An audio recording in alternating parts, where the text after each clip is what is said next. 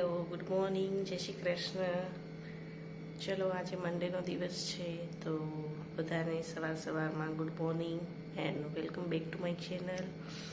અને આજે હું અત્યારે સવારે લંચ બનાવી રહી છું, કારણ કે આજે મંડે જ છે તો ઓબ્વિયસ છે કે ટિફિન રેડી કરવું પડે મારે, બરાબર. અને હા, અત્યારે હું બનાવું છું પહેલાં તો ડ્રમસ્ટિક સૂપ. આ લેવાનું ડ્રમસ્ટિક અને ટમાટર, બરાબર. આ બંનેને શું કરવાનું છે તો એક કુકરમાં બોઇલ કરી લેવાનું છે. આ છે વિટામિન B12થી ભરપૂર. તો આપણે જોઈએ કે ડ્રમસ્ટિકનું જે સૂપ બને છે કેવી રીતે બને છે. તમને બી મજા આવશે પીવાની જ્યારે આવી રીતે તમે બનાવશો તો, બરાબર. આમાં તમે પુદીનો હોય તો એડ કરી શકો છો. અત્યારે મારી પાસે નથી એટલે હું એડ નહીં કરતી. પુદીનો છે, પછી દૂધી જે હોય તે 1-2 પીસ એ બી નાખી શકો છો, અને ડ્રમસ્ટિક અને ટમાટર. પણ અત્યારે મારી પાસે 2 વસ્તુ છે તો હું 2 વસ્તુથી બનાવીશ, કારણ કે આ તમારા જોઈન્ટ માટે બહુ જ સારું છે. કે જેને જોઈન્ટ દુખતા હોય, મતલબ જોઈન્ટનો પ્રોબ્લેમ હોય, ની પ્રોબ્લેમ હોય, તો એ માટે આ બહુ જ જરૂરી છે, બરાબર. 1 ગ્લાસ હું પાણી નાખ્યું હતું, 1 ઓર ગ્લાસ હું પાણી નાખીશ, બરાબર. જો, કારણ કે આપણે છે ને ઠીક નથી જોઈતું એટલા માટે. ચલો હવે આને હું બોઇલ કરવા રાખી દઉં છું.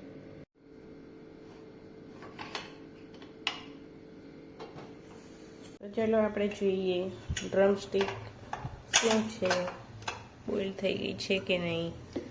તો તમે જોઈ શકો છો કે ડ્રમસ્ટિક છે એ પ્રોપર બોઇલ થઈ ચૂકી છે, બરાબર. આ રીતે.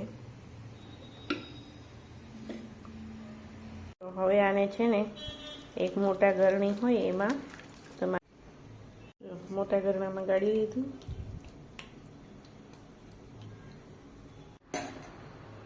જો લીંબુ એડ કરવાનું છે.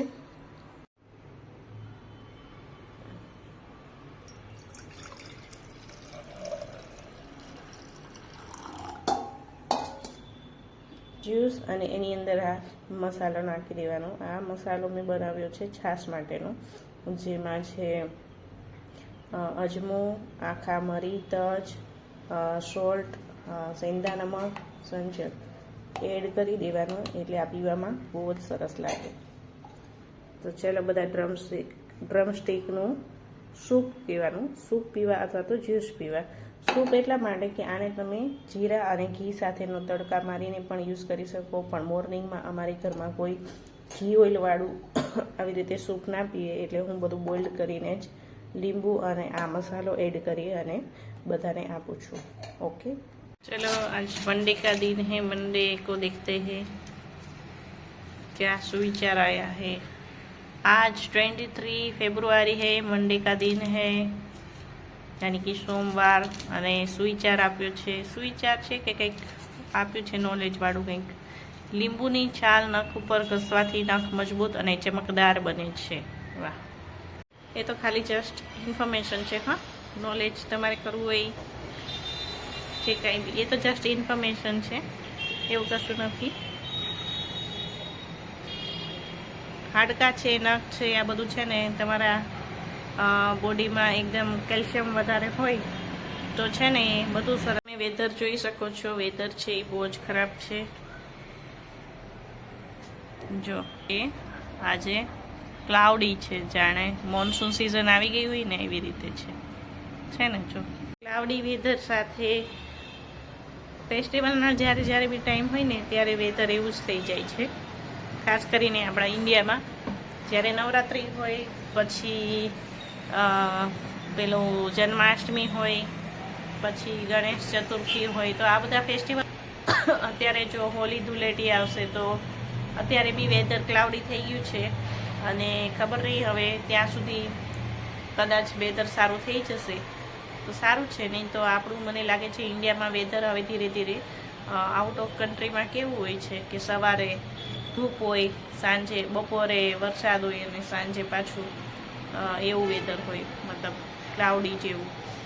તો મને લાગે છે હવે ધીમે ધીમે આપણું ઇન્ડિયામાં એવું થતું જાય છે, કારણ કે હજી તો ઠંડી જેવી પડી.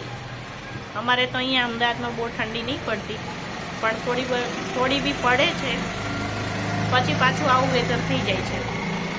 ગરમી વધી જાય છે અને પ્રોપર તાપ આવતો નથી. તાપ ના આવે એના કારણે જે મચ્છરો છે એનું પ્રમાણ ધીમે ધીમે વધી જાય છે. તો આજે તમે જોઈ શકો છો કે ધૂપ બિલકુલ નથી. હું બેઠી છું મારા સિટિંગ એરિયામાં કે વિટામિન ડી લઈ શકું, પણ આજે વિટામિન ડી લેવાય એવું છે નહીં, કારણ કે સન જ દેખાતો નથી. મતલબ સન છે એ છુપાઈ ગયો છે બાદલોમાં. જો બતાવો, જો છે ક્યાંય દેખાય છે તમને સન? ક્યાંય નથી દેખાતું. આવું વેધર થઈ ગયું છે. વિન્ટર પછી સીધું મોન્સૂન આવી જાય છે, તો એવું થઈ ગયું છે. તો એની મેં અત્યારે 10:30 ઓલમોસ્ટ થઈ ગયા છે. પછી હાફ અવર મતલબ 1 અવર પછી મારે મારા સનને સ્કૂલે લેવા જવાનું છે, અને એને ક્વિઝ કોમ્પિટિશન છે, તો થોડી એની પ્રિપરેશન બી કરાવવી પડશે. તો જોઈએ આગળ શું થાય છે, કેવો રહે છે દિવસ, કારણ કે આજે ક્લાઉડી વેધર છે, તો બહુ બહાર જવાની ઈચ્છા થતી નથી. બરાબર, તો મજા આएंगे घरे જ. तो बने रहिए हमारा व्लॉग साथे. Bye bye. कमेंट करके बताना ये कौन से ट्रीज है. हमारी सोसाइटी में बहुत सारे ट्रीज लगे हुए हैं. देखो, मुझे सबसे ज़्यादा ये वाले बहुत फ्लावर्स पसंद है. इतने छोटे छोटे हैं और कलर भी इतना डैशिंग कलर है. देखो मस्त कलर है इसके, है ना. देखो यहाँ तो बहुत सारे फ्लावर्स आ गए इसमें. घर पे अगर लगाएंगे ना तो नहीं होगा.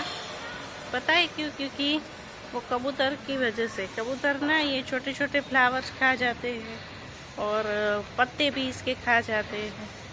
यहाँ अहमदाबाद में कबूतरों की तो बात ही मत पूछो. कंटाળી જવાય છે યાર કબૂતરોથી. તમે કોઈ બી પેલું ગાર્ડનિંગ તમારા બાલ્કનીમાં કરી જ નહીં શકતા. બહુ જ ફાઇન છે અહીંયા બી.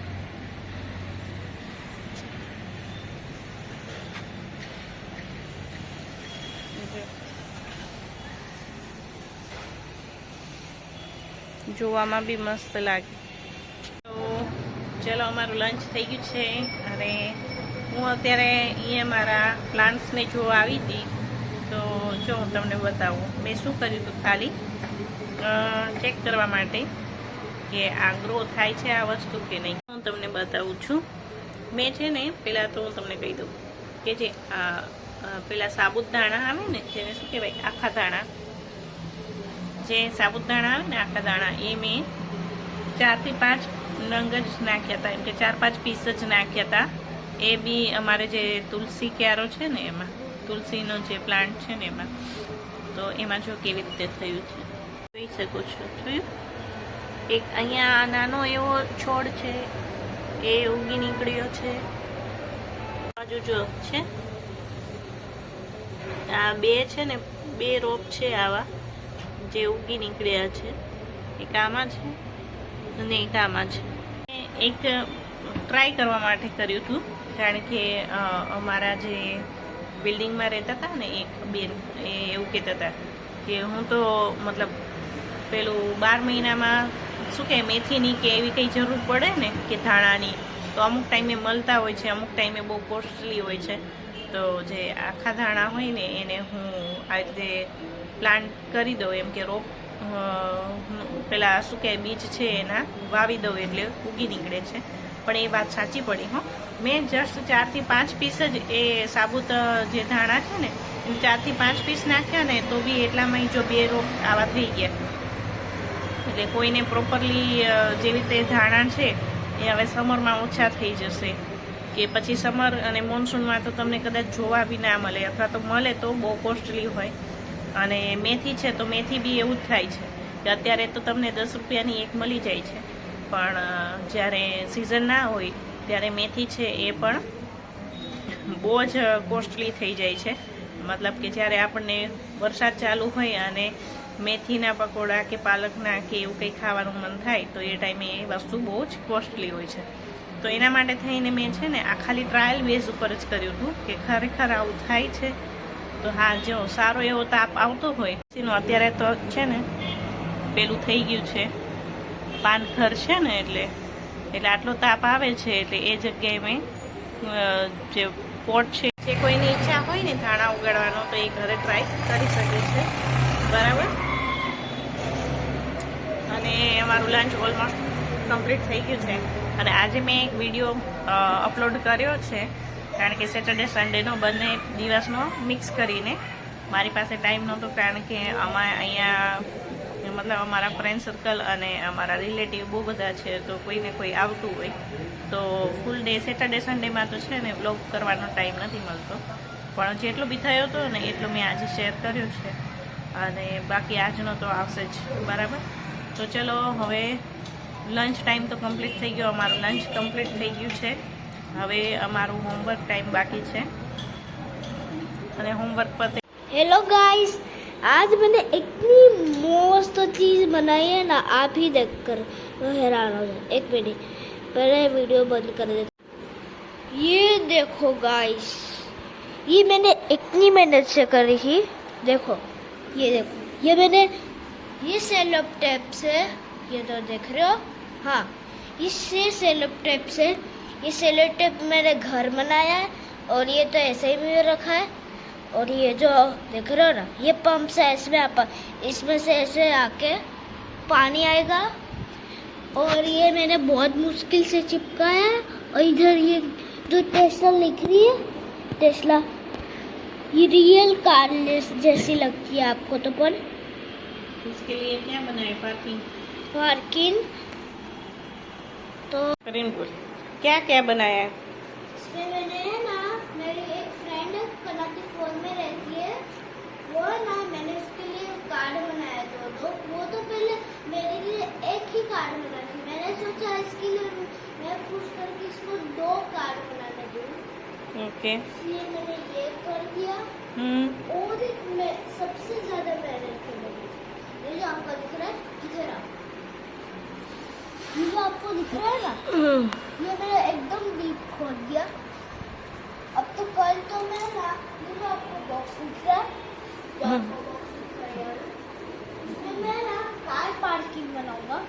पर ये तो आज बहुत मेहनत करी, इससे मैंने ना, इसलिए इसको इधर रखने। बोलो।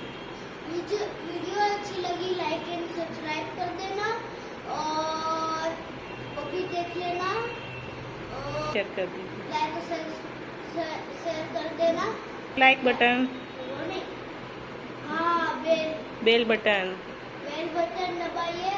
और वो जो लाइक, आपको शेयर और वो जो आपको ब्लू वाला दिख रहा होगा, वो दबाइए। वीडियो अच्छी लगी तो मम्मी जो मैंने बोला वही मम्मी को कहना। तो बाय दोस्तों, बाय। टाइम में एक्टिविटी दी थी उसके पापा ने, तो आज उसने वो एक्टिविटी जैसे तैसे कंप्लीट की है। अभी ट्राई कर रहा है, क्योंकि बच्चों को क्या है कि उनका दिमाग अच्छा चले, इसके लिए उसको कोई ना कोई छोटा मोटा टास्क देना चाहिए, ताकि उनकी जो अंदर से जो क्रिएटिविटी है वो बाहर आ सके। तो आज का दिन हमारा यहीं पे समाप्त होता है। तो चलिए, bye bye, good night, like share और सब्सक्राइब कीजिए, टेक केयर।